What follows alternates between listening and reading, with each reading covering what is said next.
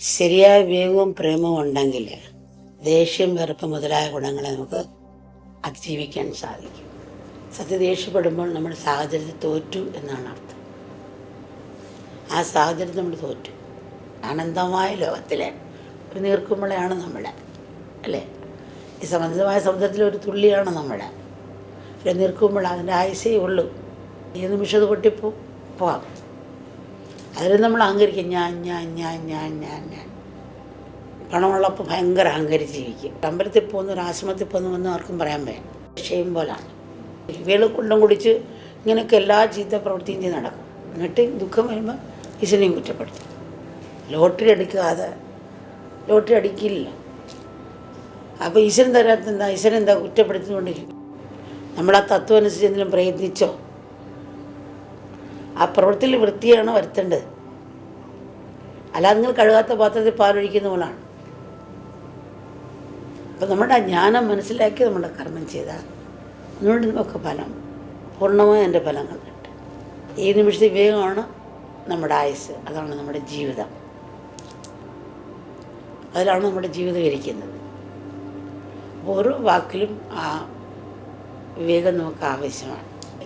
നമ്മുടെ മുമ്പിൽ ഒരു ആക്സിഡൻറ്റ് നടന്നു, ഒരാളെ കത്ത് കിടന്നാലും നമ്മൾ നോക്കും, സാക്ഷിയായിട്ട് മാറി നോക്കും. എന്നാൽ നമ്മളത് ചിന്തിക്കുകയില്ല. നമ്മൾ പിന്നെയും സ്പീഡിൽ തന്നെ വണ്ടി ഓടിച്ച് പോവുകയും ചെയ്യും. അപ്പോൾ ഏറ്റവും വലിയ അത്ഭുതം എന്ന് വെച്ചാൽ നമ്മൾ നാളെ മരിക്കുമെന്നുള്ളത് നമ്മളിപ്പോൾ ചിന്തിക്കുന്നില്ല. അഹങ്കരിച്ച് ആരെയൊക്കെ വിഷമിപ്പിക്കാമോ, ആരെയൊക്കെ പീഡിപ്പിക്കാമോ നമ്മൾ ചെയ്ത് കിട്ടുന്നത്. നമ്മൾ നാളെ മരിക്കുമെന്നുള്ളത് നമ്മളിപ്പോൾ ചിന്തിക്കുന്നില്ല. ചിന്തിച്ചു പോയാൽ സന്തോഷത്തോടെ സ്വീകരിക്കാം. അല്ലതൊന്നും നല്ല നാളെ പോവും.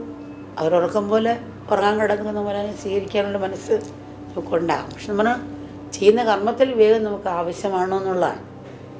ഒരിക്കലും ഒരു അമ്മമ്മ തന്നെ മോള് ഈ വയലിൽ കൂടി നടക്കുകയാണ്. വയലിൽ കൂടി ചെറിയ വരമ്പാണല്ലോ. അപ്പോൾ അമ്മമ്മയെ വളരെ ശ്രദ്ധിച്ച് പിടിച്ച് നടത്തണം. അപ്പോൾ ഈ പേരക്കുട്ടി അമ്മമ്മയെ വളരെ ശ്രദ്ധിച്ച് നടക്കണം. ഇടയ്ക്ക് അമ്മമ്മ ഒരു കൈ കൊണ്ട് കുത്തി കൊടുത്ത് മുന്നോട്ട് നോക്കി ദീർഘശ്വാസം ഇങ്ങനെ ഇട്ടിട്ട് മുന്നോട്ട് നോക്കും. അമ്മമ്മ ഇടയ്ക്കിടയ്ക്ക് ഇങ്ങനെ മുന്നോട്ട് നോക്കി എന്തോ ചിന്തിക്കുന്ന പോലെ ദീർഘശ്വാസം വിടുന്നില്ല. എന്താ അമ്മമ്മയെന്ന് ചോദിച്ചു. നിൻ്റെ കാലം കഴിഞ്ഞാൽ ആരാണ് ഈ അമ്മമ്മയെ പിടിച്ചുകൊണ്ട് പോവുക എന്ന് ഓർത്ത് ഞാൻ വിഷമിക്കുകയായിരുന്നു. അപ്പം ഈ പേരക്കുട്ടി മരിച്ചു കഴിഞ്ഞാൽ പിന്നെ എന്നെ ആരാ നടത്തുന്നത് ചിന്തിക്കുക. അപ്പോൾ പേരക്കുട്ടി മരിച്ചാലും താൻ ചാകത്തില്ലെന്നാണ് ചിന്ത. അപ്പം എല്ലാവരും ഒന്നും പറയുന്നില്ല. എന്നാലും നമ്മൾ പലരും അങ്ങനെയാണ്, ഇതുപോലാണ്. എന്നാലും നമ്മൾ ചെയ്യുന്ന കർമ്മത്തിൽ വേഗം കൊണ്ടുപോകണം. ഇതല്ലേ ഉള്ളത്. IC കിടക്കുമ്പോൾ പല മക്കളും ICയിലായിട്ട് കയറ്റിപ്പെട്ടുള്ള പല മക്കളും എന്നോട് പറഞ്ഞു, അമ്മേ എനിക്കപ്പോഴും ഞാൻ ചെയ്ത ചെയ്തവരൊക്കെ ഓർമ്മ വന്നു, അവരോടൊക്കെ എനിക്ക് മാപ്പ് പറയണമെന്ന് ചിന്ത വന്ന്, പിന്നെ ക്ഷമിക്കണമെന്ന് ചിന്ത വന്ന്, എല്ലാവരെയും സ്നേഹിക്കണമെന്ന് ചിന്ത വന്ന്, ഞാൻ ആരൊക്കെ സ്നേഹിക്കാതെ പോയോ അവരൊക്കെ സ്നേഹം കാണിക്കണമെന്ന് ചിന്ത വന്ന്, അവരെല്ലാം കണ്ട് മാപ്പ് പറയണമെന്ന് ചിന്ത വന്ന്, സ്നേഹിക്കണമെന്ന് ചിന്ത വന്ന് ഇതൊക്കെ പറഞ്ഞിട്ട് എന്നോട് പറയാം. അമ്മ ഇറങ്ങിക്കഴിഞ്ഞപ്പോൾ പിന്നെ ഞാൻ അതെല്ലാം വീണ്ടും ദേഷിക്കുകയും പ്രതികാരം വെച്ചുകൊണ്ടിരിക്കുകയും ചെയ്തു. അപ്പോൾ IC കിടന്നപ്പോൾ എനിക്ക് ഈ ചിന്തയെല്ലാം വന്നമ്മേ. പക്ഷെ ഇറങ്ങിക്കഴിഞ്ഞപ്പോൾ ആ കാര്യം അങ്ങ് മറന്നു പോയിട്ടുണ്ട്. ഇതാണ് ഈ കഷ്ടം. അതുപോലെയല്ലേ മരണം നമ്മൾ മുന്നിൽ ഉണ്ടെന്ന് വയ്ക്കുമ്പോൾ നമ്മളെപ്പോഴും നന്നായിട്ട് പ്രവർത്തിക്കുമല്ലോ അമ്മേ. അതെപ്പോഴും ഒരു അവയർനെസ്, ആ ബോധം നമ്മൾ ഉണർത്തിക്കൊണ്ടുപോകാൻ ശക്തി തരും എന്ന് മോള് തന്നെ പ്രാർത്ഥിക്കുകയാണ്. ചില മക്കൾ ഓർമ്മ ധ്യാനിച്ചിട്ടും ജപിച്ചിട്ടും ഏകാഗ്രത കിട്ടുന്നില്ല. അവതകളിൽ ജപിക്കുമ്പോൾ ഒരു യാന്ത്രികമായി തോന്നുന്നു. ജപം ഒരു യാന്ത്രികം പോലെ. ഇങ്ങനെ സാധന ചെയ്യുന്നതിൽ എന്താണ് അമ്മേ വല്ല ഫലമുണ്ടോ എന്ന് ചോദിക്കും. വല്ല മക്കൾ വന്ന് ചോദിക്കും. അമ്മ പറഞ്ഞ് അറിയാതെ ഉറക്ക ഗുളിക കഴിച്ചാൽ നമ്മൾ ഉറങ്ങും, അറിയാതെ വിറ്റാമിൻ ഗുളിക കഴിച്ചാൽ നമുക്ക് ശരീരത്തിൽ എഫക്റ്റ് ഉണ്ടാകും, അല്ലേ? അപ്പം അതുപോലെ യാന്ത്രികമായി തോന്നിയാലും നമ്മൾ നിർത്തിവെക്കാൻ പാടില്ല. ഇപ്പം നമ്മൾ നടക്കുന്നുണ്ടെങ്കിൽ നടത്തിയിൽ ശ്രദ്ധയില്ല.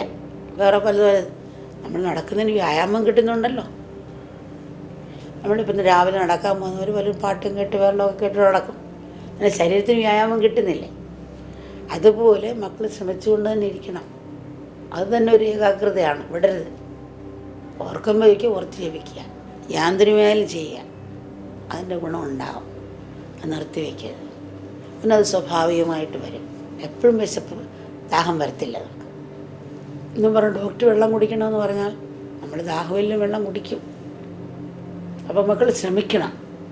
അല്ലെ വെള്ളം കുടിച്ചില്ലേ കിഡ്നിക്ക് കല്ലി വരും. അങ്ങനെ നമ്മളിങ്ങനെ വരാൻ പോകുന്ന അപകടങ്ങൾ ചിന്തിച്ചുകൊണ്ട് ചെയ്യുന്നത് പോലെ മക്കൾ ശ്രമിച്ചുകൊണ്ടിരിക്കുക. ആ ശ്രമം തന്നെ ഒരു ഏകാഗ്രമാണ്. യാന്ത്രികമായാലും വിടാൻ പാടില്ല.